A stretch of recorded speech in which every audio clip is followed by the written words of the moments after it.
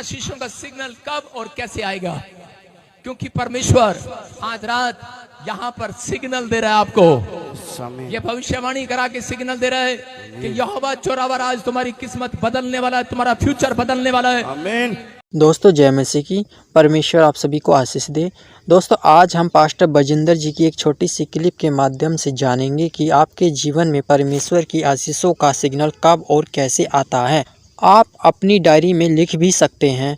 तो चलिए अब हम पास्टर बजिंदर जी के द्वारा जानते हैं कि हमारे जीवन में परमेश्वर की आशीषों का सिग्नल कब और कैसे आता है। आज परमेश्वर तुम्हारी तकदीर को बदलने वाला है यीशु मसीह के नाम में। आज आशीष को खोलने वाला है। आशीषों के सिग्नल कब और कैसे आएगा, कह कि 3 काम करने हैं।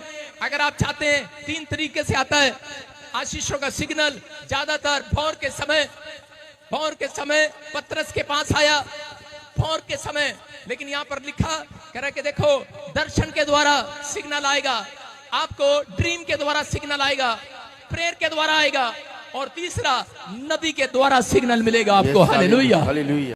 तो दोस्तों मैं उम्मीद करता हूं कि आपने जान लिया होगा और अपनी डायरी में लिख भी लिया होगा कि हमारे जीवन में परमेश्वर की आशीषों का सिग्नल कब और कैसे आता है। दोस्तों अगर आपने नहीं लिखा है तो अपनी डायरी में लिख सकते हैं। यहोवा की आशीषों का सिग्नल भोर के समय आता है और वो 3 तरीकों से आता है।